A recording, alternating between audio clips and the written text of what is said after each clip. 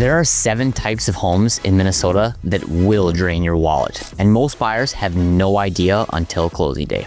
I'm talking $50,000 to $100,000 in expected costs, brutal resale challenges, and buyer pools that shrink by half. I've been in the real estate market now for 7 years, and if you're house hunting in the Twin Cities, this video could save you from the biggest mistakes of your life. Let's dive in. You walk into the front door and right away you're choosing stairs up or stairs down. That's the setup. These split level homes really took off from the 1950s and throughout the 1970s, especially in areas with sloping terrain because they were cheaper to build and didn't need big basements. And you'll see them everywhere across the Twin Cities metro.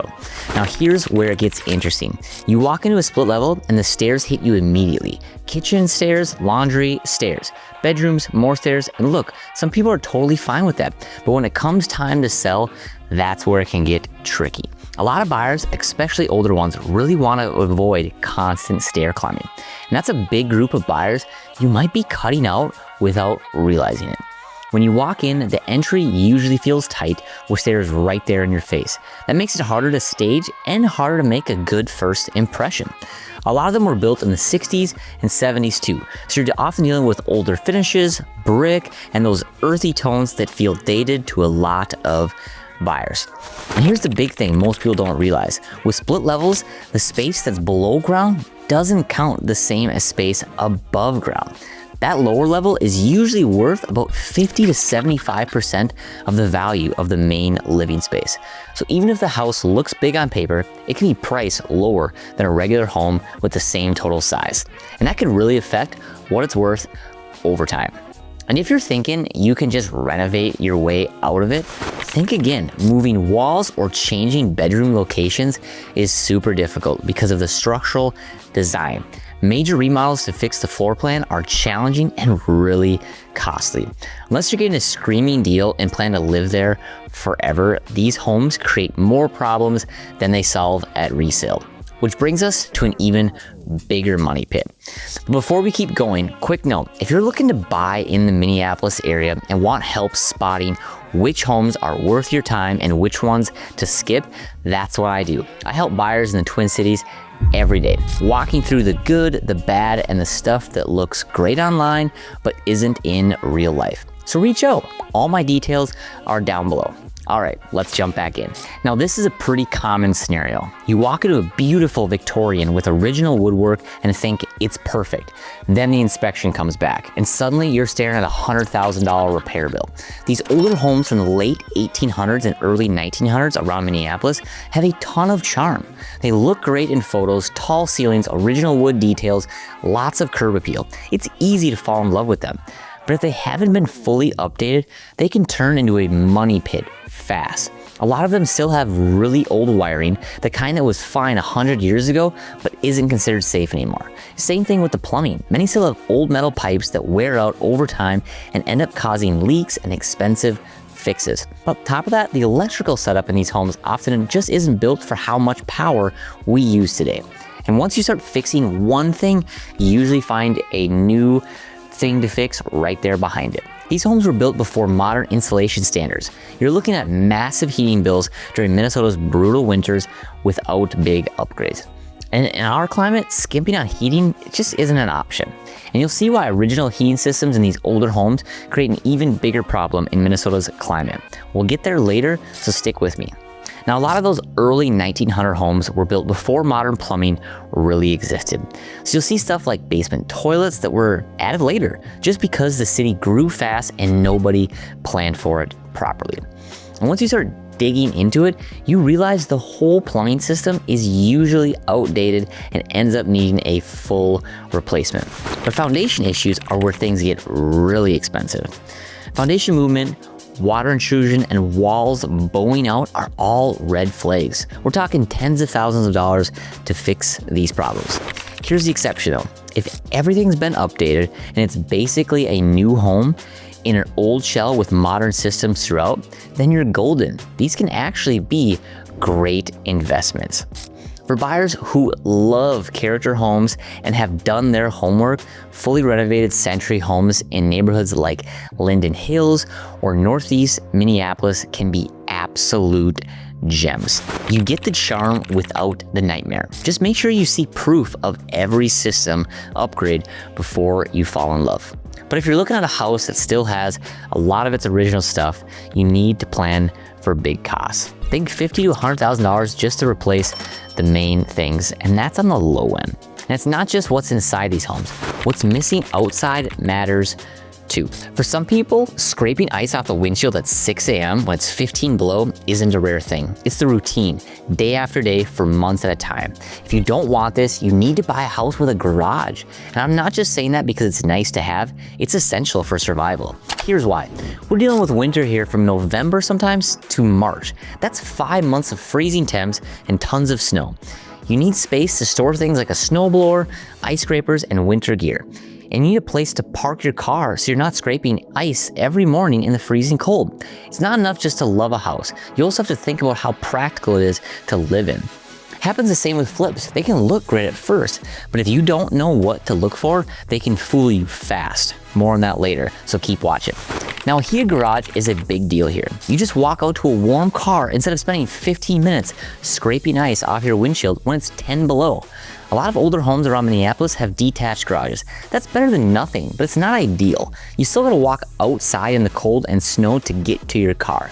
And when you go to sell, not having a garage turns off a lot of people. It cuts way down on who's even interested. But here's the good news. If you find a house you love and it doesn't have a garage, you can usually add one. Building a single car garage typically runs around $20,000 to $35,000. You'll need approval from the city before you build, and there are rules about how close it can be to property lines, but adding a garage can really boost your resale value. Some homes are even priced with the idea that a garage could be added later to boost the value. So if you're willing to invest, this could be an opportunity. But personally, I'd just find a house with a garage already there and save yourself the hassle. Now, garages protect you from winter, but this protects you from summer. So most people think Minnesota is all winter and all snow. Then July hits and suddenly it's 95 degrees with 80% humidity. And yeah, we get brutal winters, but here's what they don't tell you. In the summer, it gets really hot here too. We're talking over 90 degrees, sometimes over 100 degrees. We get hit with both extremes. Now here's the market reality. 91% of Midwest homes now have air conditioning. Central AC is viewed as a must-have for home sales, not a luxury upgrade. So when you're looking at homes, window AC units are gonna be a major turnoff for buyers. Even mini splits are nice, but they're not as good as central AC. Now here's where it gets interesting. Installing central air bumps up your home value by 5 to 7%. Homes without central AC typically sell for around $10,000 less than similar properties with AC. So you're leaving money on the table if you don't have it. Also, it shrinks who's even interested. You're mostly limited to buyers who are willing to install it themselves. That's maybe 20% of buyers in this market. But here's a loophole I want you to know about. If the house already has a furnace and air vents running through it, adding central AC is usually actually pretty simple. You're basically just adding the AC unit and using what's already there. That's a lot cheaper than starting from scratch in a house with no vents at all. Putting in central air around here usually runs somewhere between $4,500 and $12,000 depending on the size and age of the house. If the place doesn't already have vents, that can add another $2,400 to $6,000 just to run them. So at a minimum, make sure the house has the ducting. Otherwise, you're ripping off sheetrock and it's just way too costly. What's behind the wall matters, and so does how the house was updated. So let's talk about flips. When you walk into a poorly done flip, it usually feels familiar right away. Gray floors, white subway tile, that trendy blue-gray paint. It looks great in photos, but when you start opening things, a cabinet door literally falls off in your hand, and that's when the cracks start to show. The problem isn't what they updated, it's what they didn't. I call it lipstick on a pig. Behind all that fresh paint, the big stuff is often untouched. The furnace is a cheap unit. The windows are still from the 80s. The roof wasn't replaced, just patched enough to pass. And in a place like Minnesota with brutal winters and hot summers, cutting corners on those systems turns into a real problem fast. That's the pattern with bad flips. They spend money on what you can see and skip what actually matters. So you end up buying a house that looks great at first glance, but hides expensive issues underneath. Here's what to watch for. If there aren't receipts or invoices for the work that was done, that's a big red flag. And if there are no permits for those repairs, that's your sign to just walk away. Seriously, this stuff really matters. And check this, if interior doors won't close properly, especially on the second floor, that suggests foundation movement. That's not a quick fix. All of these home types have obvious problems you can spot. But the last one on my list, it's something you literally walk past every single day and never think twice about until your first winter here. More on that in a minute. Now, I'm not saying all flips are bad. Some are done really well by quality contractors who do things right. But you gotta do your homework. Also, check the materials. You can usually spot quality by looking at the countertops. Nicer homes have thicker granite around 1 inch to 1.5 inches. Cheap flips tend to use really thin slabs, sometimes closer to 1/2 inch. Same thing with doors. If they're super lightweight and you bump into them and they crack, that's a cheap door. It won't last. Make sure you're doing the right inspections on a house like this. Get a thorough inspection and don't skip anything. And knowing how to spot these issues helps whether you're looking at flips or just brand new builds even. That model home with the fancy kitchen and spa style bathroom looks perfect. What you don't see is the basic version across the street that sold for the same price with cheaper finishes and an HOA bill that never ends. Look, I get the appeal. Everything's brand new. No one's lived in it. All the nice looking finishes. The model homes look amazing with all those upgrades. But here's what you need to know. Right now in Minnesota, new construction is not a great investment in most price ranges. There's just so much new construction popping up in places like Maple Grove, Chanhassen, and the northwest and southwest suburbs. And if you buy a house in the mid 400s to low 500s, there's nothing that makes it different from all the other new developments popping up around you. So here's my rule. If you want a new construction home, make sure you live there at least 7 years, probably even more, before you even consider selling it and getting an actual return. Because when you try to resell, you're competing with all the other homes with similar looks in your neighborhood. Now, once you get into higher price points like the high 700s to low 900s or closer to $1 million, that's maybe a different story. There are things that set those homes apart, but those mid 400s to low 600 homes are just not enough to make you stand out.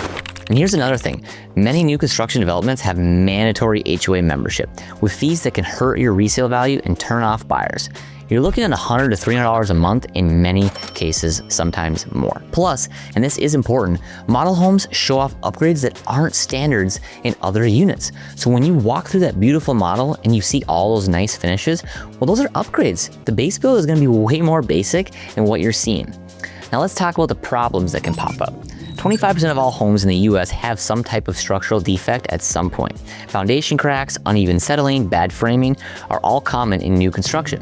And here's the thing, about 98% of basements deal with water issues at some point.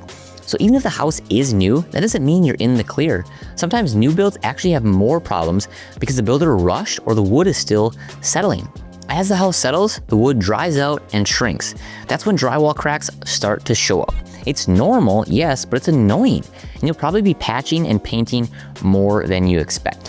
So if you do go with new construction, make sure you understand the builder's warranty. Most offer warranties that cover settling issues, but many problems show up after that period ends, and then you're on the hook. Trust me, I've seen too many clients discover foundation cracks or other issues faster than they would have liked. That's a conversation nobody wants to have. New construction has its challenges, but there's one factor most people completely overlook when house hunting. It's literally staring you in the face. You might have noticed this before. One neighbor's driveway is clear and dry, and the other is still icy 3 days after a storm. That usually comes down to which direction the house faces, and that matters a lot in Minnesota. Ideally, you want a house that faces south. Here's why it matters. Windows on the south side get the most sun. That extra sunlight helps warm the house during these long Minnesota winters.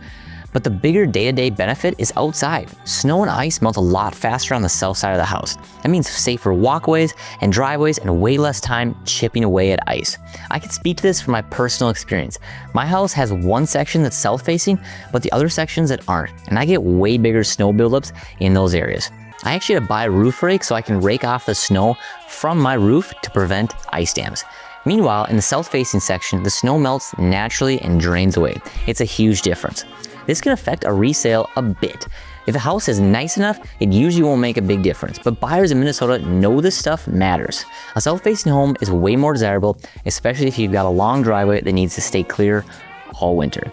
On the flip side, north-facing homes get almost no direct sunlight on the main side. Ice dams and icicles are way more likely to form and stick around. Your driveway and walkways stay icy and dangerous way longer. And the lack of sun means snow doesn't melt on its own. So when you're out looking at houses, pay attention to which way the front faces. Pull up Google Maps if you have to. It might seem like a small thing, but after your first winter here, you'll understand why it matters. That covers the 7 home types that cause the most problems. Now let's bring this all together. Knowing which homes to avoid protects you now and later. It keeps your budget flexible and helps you buy something you can actually sell when the time comes. The buyers who win in this market get one thing. In Minnesota, your home has to work with you. It needs to help you survive tough winters and still sell strong later. Everything else is just details. If you're ready to start your search in the Minneapolis area and want help identifying which properties are actually worth your time and money, email me today. I'll help you sort through what's out there and what to avoid.